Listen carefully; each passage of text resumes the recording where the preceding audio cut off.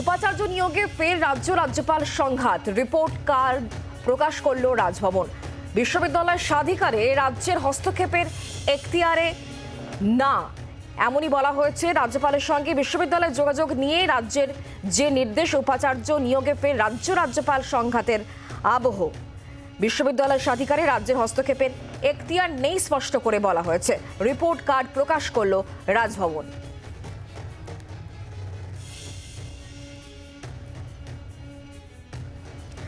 উপাচার্য নিয়োগে ফের রাজ্যপাল সংঘাত, রিপোর্ট কার্ড প্রকাশ করল রাজভবন। বিশ্ববিদ্যালয়ের স্বাধিকারে রাজ্যের হস্তক্ষেপের এখতিয়ার নেই রাজ্যপালের সঙ্গে বিশ্ববিদ্যালয়ের যোগাযোগ নিয়ে রাজ্যের নির্দেশেও তীব্র বিরোধিতা করে রিপোর্টে উল্লেখ করা হয়েছে। রাজ্যের অনুমতি ছাড়া রাজ্যপালের সঙ্গে কোনো রকম যোগাযোগ নয়। বিশ্ববিদ্যালয়গুলির উদ্দেশ্যে এমনই নির্দেশ জারি করে রাজ্যের তরফ থেকে কি নির্দেশ জারি করা হয়েছে আমরা আরো স্পষ্ট করে জানবো। শ্রেয়সী গঙ্গোপাধ্যায় আমাদের প্রতিনিধি আমাদের সঙ্গে রয়েছেন টেলিফোন লাইনে। শ্রেয়সী, দেখো, রাজ্যপাল আজকে একটি রাজভবনের পক্ষ থেকে একটি বিজ্ঞপ্তি প্রকাশিত হয়েছে বা প্রেস রিলিজ দেওয়া হয়েছে, যেখানে রাজ্যপালের রিপোর্ট বলে একটি কিছু জিনিস জানানো হয়েছে, যার মধ্যে যেটা স্পষ্টত যেটা প্রথম বিষয় সেটা হচ্ছে যে এক্ষেত্রে দেখা যাচ্ছে যে সেই বিবৃতিতে স্পষ্ট রাজভবনের তরফে জারি করা সেই বিবৃতিতে কিন্তু স্পষ্টভাবে বলা হচ্ছে যে এক্ষেত্রে রাজ্যপাল বিশ্ববিদ্যালয়ের প্রধান এবং সেই জায়গা থেকে দাঁড়িয়ে কিন্তু কার্যত সেক্ষেত্রে রাজ্য সরকারের তরফে বিশ্ববিদ্যালয়ের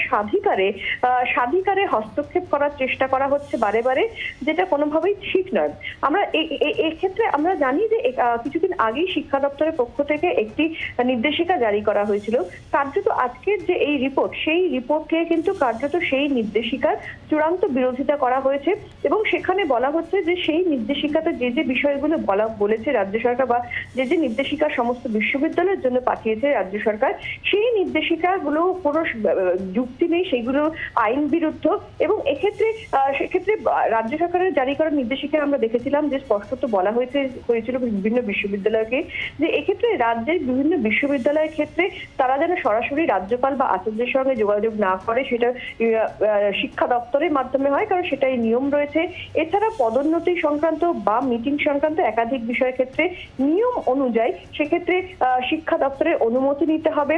এর পাশাপাশি বলা হয়েছিল যে এক্ষেত্রে বিভিন্ন যে ইউনিভার্সিটিগুলো তারা যেন মাথায় রাখে যে এই ইউনিভার্সিটিগুলো স্টেট ফান্ডেড ইউনিভার্সিটি এবং সেক্ষেত্রে সার্বিকভাবে এমন কিছু যেন না হয় যাতে সেক্ষেত্রে আগামী দিনে ছাত্রছাত্রীদের কোনো সমস্যা হয় বা এমন কোনো পদক্ষেপ যাতে ইউনিভার্সিটিগুলো না নেয়। এখন তারই পরিপ্রেক্ষিতে দেখা যাচ্ছে যে এই নির্দেশিকার চূড়ান্ত বিরোধিতা করে এই রিপোর্ট কার্ড, যেখানে একটি জায়গায় উল্লেখ করা হচ্ছে যে এক্ষেত্রে শিক্ষা দপ্তর যে আর্থিক অনুদানের কথা বলেছে ওই আগের যে নির্দেশিকায়, সেক্ষেত্রে শিক্ষা দপ্তরকে মনে রাখতে হবে যে পুরো টাকা শিক্ষা দপ্তর দেয় না, ইউনিভার্সিটির নিজস্ব কিছু টাকা থাকে। ফলে যে রিপোর্ট কার্ড, সেই রিপোর্ট কার্ডে কিন্তু ছত্রে দেখা যাচ্ছে যে রাজ্য সরকারের যে নির্দেশিকা, সেই নির্দেশিকা চূড়ান্ত বিরোধিতা করে এই রিপোর্ট কার্ড, যার মূল এবং সারবত্তা হচ্ছে যে এক্ষেত্রে স্পষ্টত যে বিশ্ববিদ্যালয়ের প্রধান রাজ্যপাল এবং সেক্ষেত্রে রাজ্য সরকার বিশ্ববিদ্যালয়ের স্বাধিকারে হস্তক্ষেপ করার চেষ্টা করছে, এমনটাই কিন্তু কার্যত বলা হয়েছে এই রিপোর্টে। বাংলার আওয়াজ, বাঙালির আবেগ, জি 24 ঘন্টা।